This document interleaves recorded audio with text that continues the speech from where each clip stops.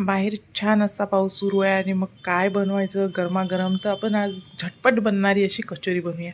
Hello friend, welcome to my new vlog. मी अमृता. चला आपण बनवूया झटपट बनणारी अशी कचोरी. मी सर्वप्रथम 1.5 वाटी मैदा घेतला आहे. 1.5 वाटीत साधारणतः 7 कचोरी होऊन जातात. तर 1.5 वाटी मैदा असं छान घेतला आहे. 1.5 वाटी मैद्यात मी 3 ते 4 चम्मच असं तेल किंवा तुम्ही तूप पण ॲड करू शकता. तूप पण टाकलं तरी चालते आणि चवीपुरतं मीठ. तूप टाकलं तरी पण खूप छान टेस्ट येते. फक्त एवढं तेल आपल्याला किंवा तूप टाकायचं आहे ज्याची नाही का आपल्याला मूठ जर केली तर मूठ बनली पाहिजे. तर मैदा असा एकदम असं चोळून एकसार असा करून आपल्याला तेल लावून घ्यायचं आहे. त्यात थोडासा किंचित ओवा ॲड करते. ओव्याने खूप छान अशी टेस्ट येते.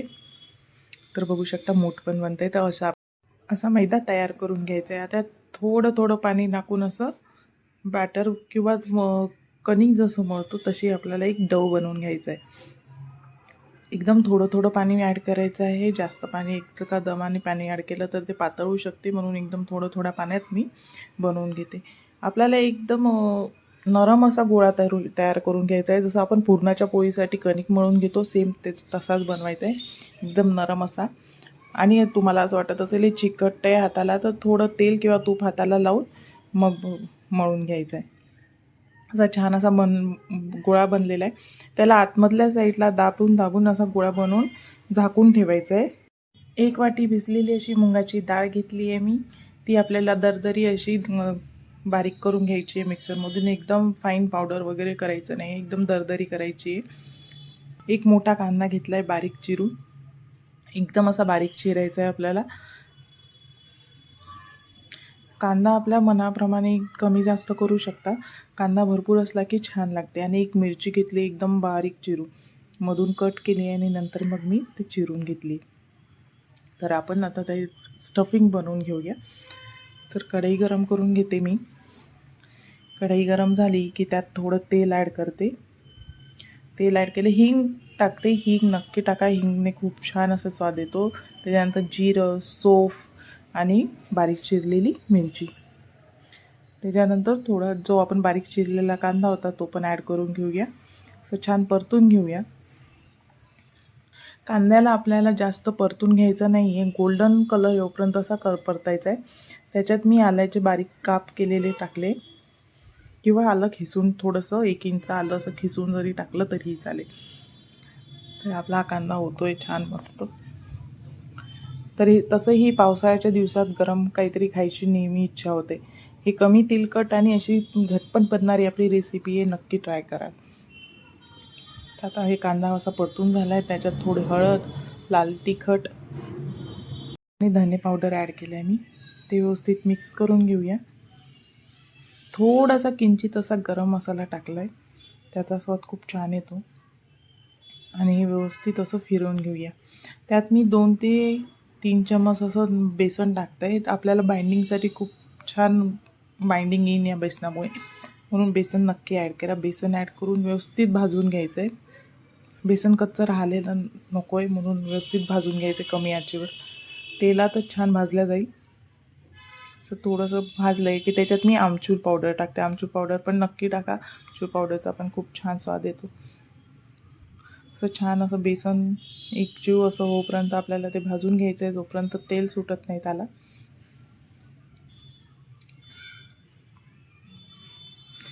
बेसन व्यवस्थित भाजल्यानंतर आपण जो बारीक केलेला मुगाची डाळ आहे ती ॲड करूया. थोडी ॲड करते मी, म्हणजे मिक्स करायला आपल्याला भारी नाही जाणार. या स्टेजला मला असं वाटते थोडं तेल कमी आहे, तर त्याच्यात मी 2 चम्मच तेल ॲड करते, जेणेकरून आपण जी डाळ आणि बेसन आहे मिक्स करून घेतलेलं त्यात व्यवस्थित भाजल्या जाईल. आता छान मीठ टाकून अजून थोडंसं भाजून घ्यायचं. आपल्याला डाळ आणि बेसन व्यवस्थित असं भाजून घ्यायचं आहे. कच्चापणा थोडासाही जरी राहिला तरी कचोरीची टेस्ट चेंज होईल, त्याच्यामुळे व्यवस्थित असं भाजून घ्यायचं आहे.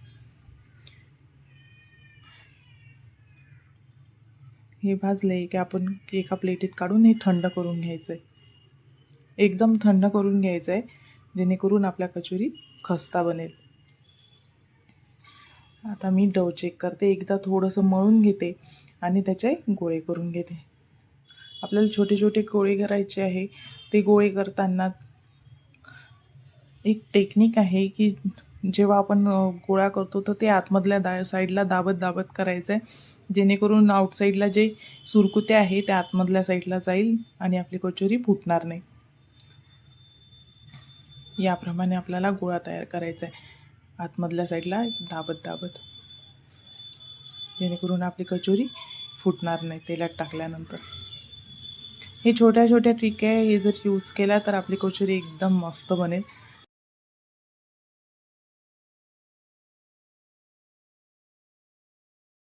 अशा प्रकारे मी सगळे गोळे तयार करून घेते, एकदम आतमधल्या साईडला असे दाबून दाबून. आपल्याला ज्या साईजची कचोरी पाहिजे त्याप्रमाणे आपल्याला गोळा तयार करायचा आहे. मी जास्त मोठी नाही करणार आहे म्हणून मी या साईजचे गोळे तयार केले. आपल्या बघा 1.5 वाटीच्या मैद्यात 6 गोळे झाले, म्हणजे 6 कचोऱ्या आपल्या बनवून तयार होतील याच्यात.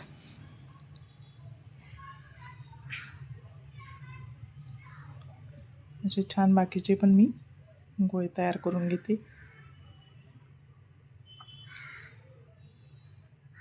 बस याच टेक्निकने बाकीचे गोळे पण सेम तयार करायचे आपल्याला. बघा छान असे तयार झालेत. हे बनवलेले आपले पेढे साईडला झाकून ठेवूया आणि जे आपण बॅटर बनवलेलं, स्टफिंग बनवलेलं होतं त्याचे आपण नाही का त्याच साईजला गोळे बनवून घेऊया. आपण ज्या साईजला मैद्याचे गोळे बनवले आहेत त्याच्या अंदाजानुसार आपल्याला हे स्टफिंग पण बनवून घ्यायची आहे, जेणेकरून आपण एकसाथच आपण हे भरून आपण तळू शकतो. तर ह्याचे पण सेम मी आता गोळे तयार करून घेते आणि त्यानंतर मी पुढची प्रोसेस सांगते. याची तळण्याची प्रोसेस पण वेगळी आहे. तुम्ही शेवटपर्यंत व्हिडिओ नक्कीच बघा, जेणेकरून तुम्हाला पण कळेल.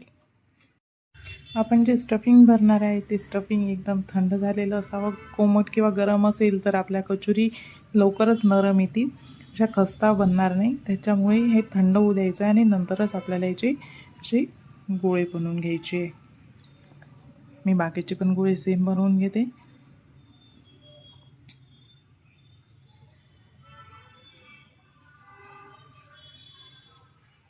मी याच्यात शेवटी थोडी कस्तुरी मेथी ॲड केली होती. कस्तुरी मेथी ऑप्शनल आहे. आता मी ह्या गोळ्याला असं दाबून दाबून एक छोटी चपाती, पुरीच्या साईजची चपाती बनवून घेते. तुम्हाला पण सेम अशीच हाताने दाबून दाबून गोल गोल आतमधल्या साईडला थोडंसं जाडसर ठेवून आणि काठं जास्त दाबून त्याला बारीक करून अशी या आकाराची आपल्याला छोटी चपाती तयारी करून घ्यायची. मधल्या साईडला एक जाडसरच असायला हवी आणि साईडचे काठं जे आहे ते पातळ असले पाहिजे. आता मी हे व्यवस्थित दाबून घेते. जेव्हा हे स्टफिंग भरून आपण जेव्हा सील करतो तेव्हा बिलकुलच ओपन नसलं पाहिजे, जेणेकरून तेलात कचोरी टाकल्यानंतर फुटणार नाही. याचप्रमाणे गोळा तयार करून घेतला आणि मी ते हाताने हळूवार दाबून घेते, जेणेकरून त्याला कचोरीची आपली साईज येईल. असं छान दाबून घ्यायचं आहे.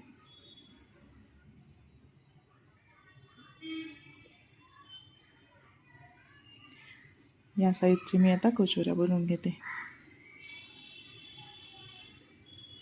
बघू शकता एक रेडी आहे.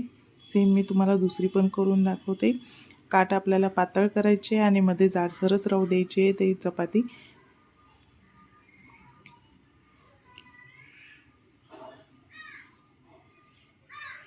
आता त्याच्यात गोळा करून ते सील करते.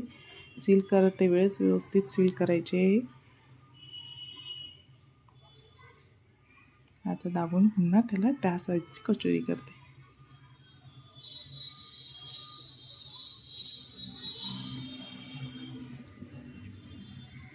आपण एका साईडला तेल गरम करायला ठेवलेलं आहे.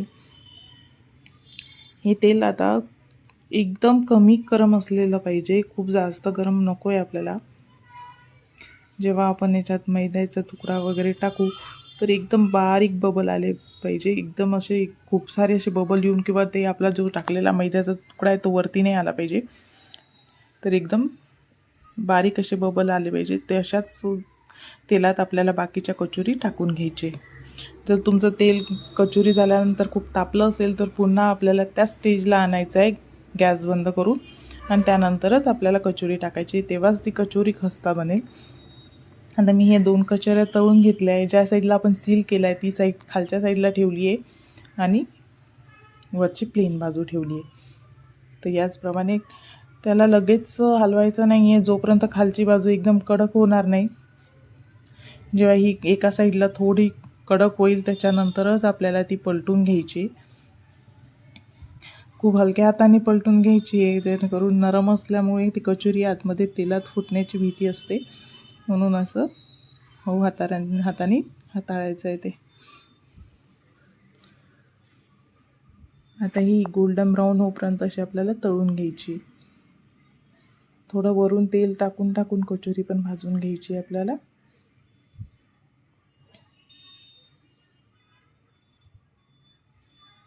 बघा आपली कचोरी अशी टम्म फुगायला लागली.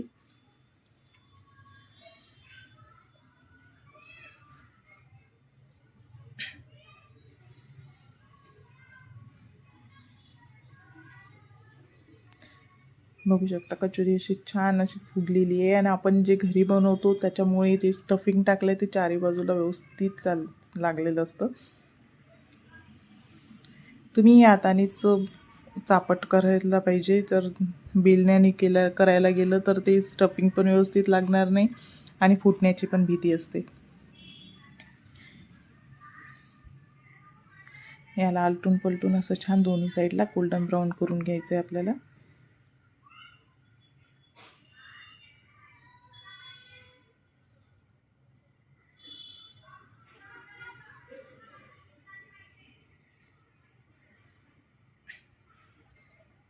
अशी छान अशी कचोरी आपली तयार होत आहे.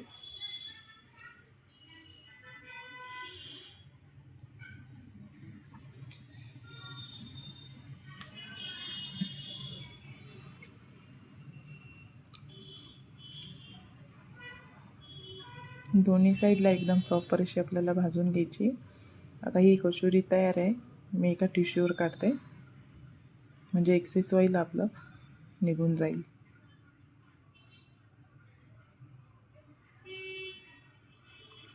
ही आपली कचोरी आहे, मी फोडून दाखवते. स्टफिंग आतमध्ये सगळीकडे व्यवस्थित लागलेलं आहे, बघू शकता.